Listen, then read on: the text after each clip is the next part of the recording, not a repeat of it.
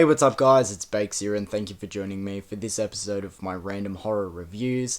Today's movie is one only from last year, so 2023, and it was one that was actually quite popular. I know a lot of people liked this movie, and as did I, but this was actually my first time giving it a rewatch since seeing it in cinemas last year, so it was a bit interesting. Today's movie is Scream 6. So as usual, before I go into my thoughts of this movie, we'll quickly run through the plot for this one. So in this movie, we follow the survivors of the events of Scream 5. So we have the two Carpenter sisters, who are pretty much our leads in this movie. We have Chad and Mindy, who make up the core four. They give themselves that nickname in this movie. We have some added cast as well to build up the friendship group, have some more numbers to be picked off, and of course someone also has to be the Ghostface killer. But then we also have some legacy characters returning as well. But the story in this one, we have the Carpenter sisters and Chad and Mindy who move out of Woodsboro. One, to get away from their history and the events that happen there. And two, they're also moving away to study, and they've moved to New York. But now there is a new Ghostface killer picking them off, and also in a way trying to pin the events of Scream 5 on Sam Carpenter. So that's pretty much the plot for Scream 6. If you saw my top 10 horror movies of 2023, you guys would know that this movie made my list of last year. I think it fell around, I think it was my number 5 or 6, somewhere around that middle section of the list. But I did also express how 2023 for horror movies I thought wasn't a great year. But with that being said, I still thought Scream 6 was pretty decent. But honestly, rewatching it this time around, I don't think it held up as much compared to the first time watch. I still think this movie is entertaining enough, and it's one of the more rewatchable and fun Scream movies. But I think, watching it the first time last year in cinemas, I went into it more open-minded, and I was actually really prepared for the movie to suck. I wasn't a huge fan of Scream 5, so I was a bit iffy going into this one, but I was hopeful that it was going to be good, and I really did have a good time. But this time round, upon rewatch, don't get me wrong, as I said, still a good movie. I just feel like the faults stood out a little bit more to me. So, without, dwelling on that too much, let's move on to my complete thoughts of Scream 6. So before I get into talking about some faults that stood out to me more so this time around upon rewatch, I might as well start with some positives.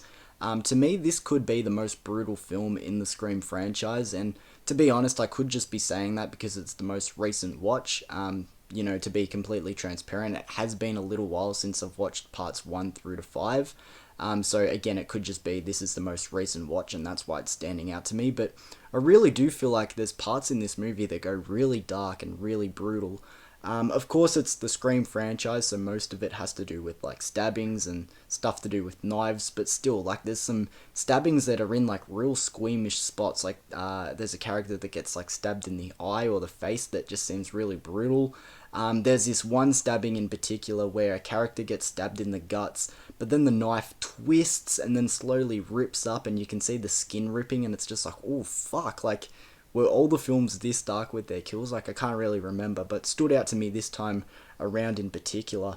One scene that really stands out to me in this film is when Ghostface attacks the apartment for the first time. Not only is it really brutal, but really intense and really well executed. I'm not gonna lie, this might be a hot take, but that is one of my favourite scenes in the whole Scream franchise, this attack on the apartment.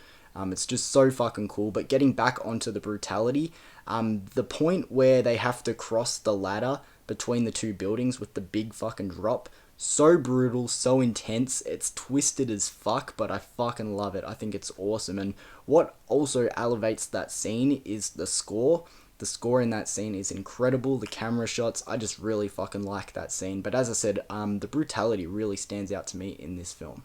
So moving on to our cast and characters in this movie, to me this is obviously not the best lineup of characters that we've had in the Scream franchise, and I say obviously because I just feel like the original 1996 cast is unbeaten. Just so many great characters and iconic performances, and even some of the sequels had really good lineups in their movie. But with that being said, it's not me trying to say that I feel like this is a really terrible lineup of characters that we have here. It's just sort of fine and passable, especially with the new leads that they're going for at this point in the franchise and the legacy characters that are left to come back. I also really enjoyed Melissa Barrera as Sam Carpenter this time around, and I wanted to highlight that because I actually wasn't a huge fan of her in Scream 5. I know a lot of people really did like her in that movie, and I actually can't pinpoint exactly why I didn't love her that much in Scream 5.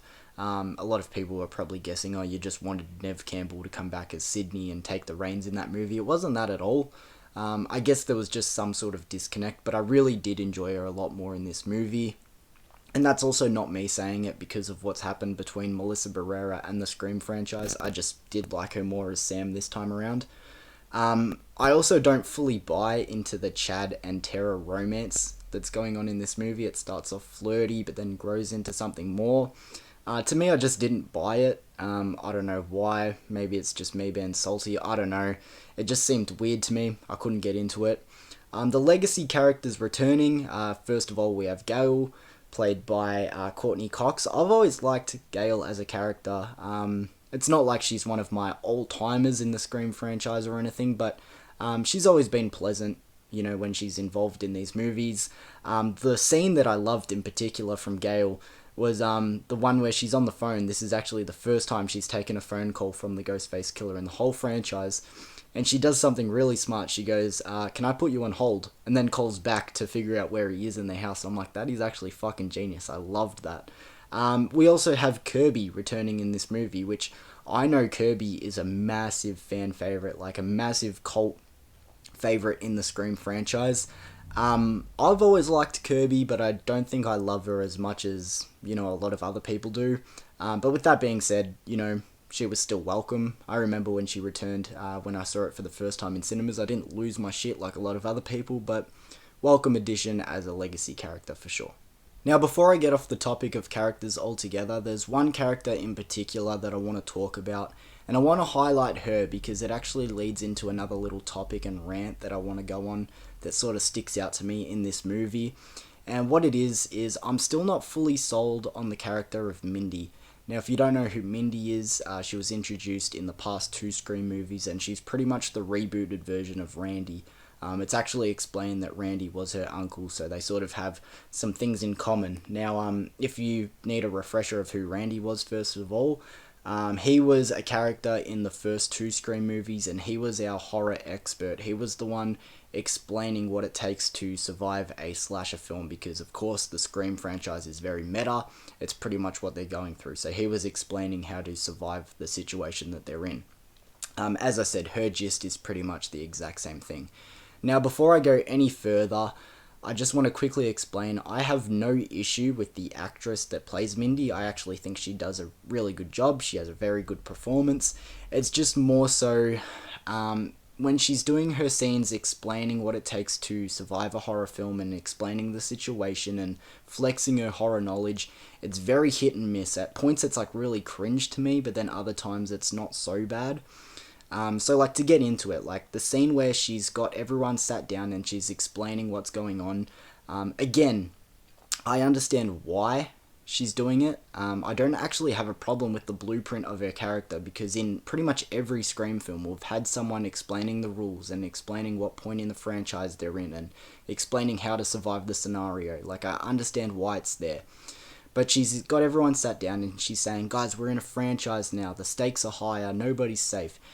And by this point, it just sounds like she's kind of talking out of her ass. Like, this whole scene, I was just like, oh my fucking god, like, stop trying to make it a thing. Like, I don't know, it was just, it got tiresome. I don't know what it was, but it really stuck out to me this time. I'm like, oh, so annoying. But then there's another scene as well, which kind of gets me into my topic of kind of referencing horror movies and trying to make horror deep cuts. You know, there's a part where she's talking to Kirby, and they're doing their horror hot takes, or whatever you want to call it, like they're comparing 2 movies and, you know, saying which one they prefer or whatever, and they're like, damn, you actually know a lot about horror movies and all that stuff. And that scene just makes my fucking eyes roll, because their hot takes, or whatever you want to call them, actually aren't too controversial, but I feel like the movie's making them out to be. Like, as a casual horror fan, like, you might be like, oh fuck, I didn't know that Psycho 2 was actually really good, I might check that out. Or, you know, they have some hot takes like that. But as a horror fan that does know a fair bit, like I'm sure a lot of you guys know as well. It's nothing really fucking groundbreaking, their opinions, and as I said, for some reason in this movie, they keep trying to, like, make some horror deep cuts with horror knowledge, and it just doesn't work for me. It's kind of cringe, and I'm aware that I sound like a massive fucking snob now, or a gatekeeper, because I'm sure there's a lot of casual horror fans listening to moments like that, and they're getting introduced to horror opinions that they've never heard before. I hate sounding like a fucking gatekeeper. I'm aware that I sound like a snob, but as I said, there was points where Mindy is flexing her horror knowledge or explaining the rules that just makes my fucking eyes roll. And I'm locked into extreme hater mode right now. As I said, I hate sounding like a fucking gatekeeper or this fucking snob. But there's even a point in this movie where they bring up Argento films. If you don't know, Argento, he's a director, and they bring up Jellos and everything. There's even a line where a character goes, "Oh, she gave me a bad grade on my Jello paper." I don't know, that just fucking makes me cringe. I don't know why, but it just feels like they're trying to do something deep, something smart, cut deep into some horror knowledge, and it's just not working. As I said, maybe they imagine, or maybe there is, a casual horror fan watching going, I don't know who Argento is, I don't know what a slasher is, and they're getting introduced further, which is a good thing. And I don't know why. Maybe just me as a horror fan, I just feel like they're trying to make these real deep horror cuts, and it's just not working, and it's kind of cringe. That was my little rant. I'm not sure if everyone sort of got their head around what I was saying, but I just needed to get it off my chest. So moving on now from my little topical rant, as I said, it's just something that I needed to get off my chest, and I hated the fact that I sounded like a horror gatekeeper or a snob, because I'm not trying to claim that I know everything about every horror movie. Fuck, for all I know, there could have been a casual horror fan during those scenes in the movie going, fuck, I've never heard of that director or that movie, and going to check them out, and that's a good thing. I love introducing people to the horror genre and moving casual horror fans and expanding their horizons with maybe something that they haven't seen before. But for me, those scenes in particular, I thought could have been done a little bit better and were a little bit cringe. But as I said, I'm not trying to gatekeep the horror genre. It's just something that I needed to get off my chest. But moving on to some negatives that I kind of alluded to in my introduction, some things that sort of stood out to me this time around and in a way kind of took me out of the movie. But for me to get into these negatives, I do need to go into spoiler territory. Now, if I remember, I'll put a little snippet in the time bar so you guys can skip over the spoilers, because I am going to move on to some other stuff later that have nothing to do with spoilers. But as I said, I'm just going to bring up some stuff that I found to be a little bit unrealistic and in a way kind of took me out of the movie. I was just like, fuck, no way that just happened. And as usual, I'll try and tiptoe around spoilers, because I don't normally do spoilers in my reviews for people who haven't seen these movies. I don't want to give it away if, they end up wanting to check it out. But, a lot of the stuff that I'm bringing up will allude to things that happen and go down in this movie. So here's your warning, giving you guys a heads up. As I said, you can skip ahead if you want, if I remember to put a thing in the time bar. But maybe you guys have seen this movie before or just don't care about spoilers. So enough of a rant, let's get into it. First of all, the stabbing on the train. No matter how tense and well done that scene is, because I actually love that whole sequence on the train, I think it's really well done. There is no way that nobody else on the train, especially one that busy, isn't noticing somebody getting stabbed. And on top of that, someone getting stabbed, dragged up the wall, they're coughing blood. A train that busy, somebody is going to notice. And I don't give a fuck whatever excuse you give me. Oh, the train was too busy and no one noticed. This movie takes place around Halloween. A lot of people are dressed up. They're going in and out of tunnels. No, I don't give a fuck. A train that busy is going to notice somebody getting attacked, fucking let alone stabbed. Somebody is bound to notice. I couldn't believe it. The next spoiler, this one's a little bit harder to tiptoe around, so again, spoiler warning. The core four, one of them needed to die. And that's not me being a prick to the core four saying like, oh, I'm sick of these four being our leads. No, one of them needed to die. Not only the odds of all of them consistently surviving, but surviving the amount of attacks that happen to them in this movie. I honestly think the reason why they survive so often in this movie in particular is because they want to cement a new established cast for later in the franchise. People going, yes, the core four are returning and everything, but one of them needed to die in this movie. And huge spoiler here, I think the person that needed to die was Chad, because I honestly forgot how bad Chad got fucked up in this movie. Like, he literally gets tag teamed by both Ghostface killers, arms pinned by his side, stabbed in the chest and the gut, like, countless fucking times. In any other scenario, he is fucking dead, but he's, for some reason, unkillable. He's fucking Jason Voorhees for some reason. He got fucked up in this movie and still lives. I was fucking mind blown upon rewatch, and I knew it happened, I just didn't remember how brutal his fucking kill was.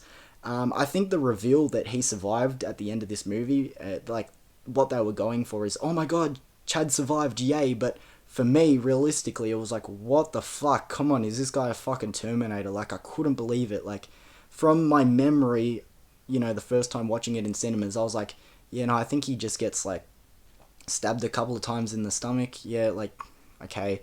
But no, he gets fucked up in this movie. I don't know how he survived, but there's my little rant on the spoilers here. So moving on from the spoilers and some of the negatives that I had, and into some problems that I heard a lot of other people have, it seems to be the majority issue that people had with this movie was the ending and the twist. And I will agree, the twist in this movie isn't great at all, but not to the point, in my opinion, where it takes too much away from the overall film. But yes, the twist in this movie isn't great. The ending, in general, with the twist aside, I actually don't mind. Again, it's not one of the better third acts in the franchise, but I think it's passable. I didn't, hate it as much as other people did. I thought it was just okay. I remember there was a big controversy before this movie even came out. It was in the trailer, and obviously it now happens in the film. There's a scene where the Ghostface killer uses a shotgun in a bodega. And a lot of people were upset by that because they're like, oh, that's not the Ghostface killer's style. He always uses a knife. He wouldn't use a shotgun. But I actually don't mind it, changing it up. It's a meta franchise where they talk about, slasher films evolving and everything. They bring that up in this movie. They're like, it's a franchise now, expect the unexpected. No one expected him to have a shotgun, so, why not play with that idea? I actually didn't mind that scene. Trying to wrap up this review now because I know I've been on long tangents. I don't know how long I've been filming for, but I know I mostly spoke about negatives, especially towards the back half of this review, but I still think this movie is pretty good. It still probably would have made my top 10 of last year. I know I said I probably had it around the number 5, 6 mark. It probably would have been a little bit lower, and again, it was an overall weaker year. But this time, I was just a little bit more aware of the faults and the issues in this movie. Again, I went into seeing this movie for the first time last year with my hopes a little bit lower, and I was a little bit more cautious, so maybe it just surprised me. But the plot and everything, in this movie probably isn't the greatest. There are a few issues, story-wise, and moments happening in this one. But at the end of the day, this movie is still entertaining, and that's the most important thing.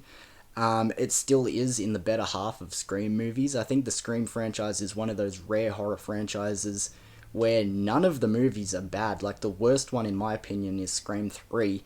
And, it's no worse than average. It's just average. Everything else is better than Scream 3. So it's one of those consistently good franchises. So moving on, giving this one a score out of 10. I remember in my top 10 video, I gave it an 8. It's going to go down to a 7.5, but still a really solid movie. Really entertaining. As I said, you sort of just have to try and suspend your disbelief at certain parts. If you skipped over the spoilers, you're probably not going to know what I'm talking about, but you sort of just have to turn your brain off a little bit more with this one and just go along for the ride, because to be fair, the ride is actually really entertaining. So yeah, 7.5 for Scream 6. We can talk about the Scream 7 news a little bit. It's got to be one of the biggest blunders in modern horror. Like, getting rid of Melissa Barrera over something like that, they pretty much just shot themselves in the foot. Like, I spoke about this a little bit, and I said, I honestly think they will scrap the movie, or at least postpone it for a long time, and just try and, wait for the issue to just sort of flatten out and then try and tackle Scream 7. But I just think It's the biggest fucking problem. I actually genuinely want to know the reasoning to getting rid of Melissa Barrera. As in, like, I know the reason why, but I feel like it was one of two scenarios. One, someone saw what Melissa posted on social media and they actually didn't have a problem with it, but they were very cautious about what the response could have been. So they were like, fuck, we might as well bite it off at the head. And they jumped the gun and they did something that, wasn't the right option. I feel like that was, one of the reasons it could have went down. And the second one was someone genuinely had a problem and they were high up at the studio and whatever they said went and they just went, yeah, get rid of her. I feel like they were the two scenarios that could have went down. If you have a different opinion, let me know in the comments, or if you actually know what went down, let me know.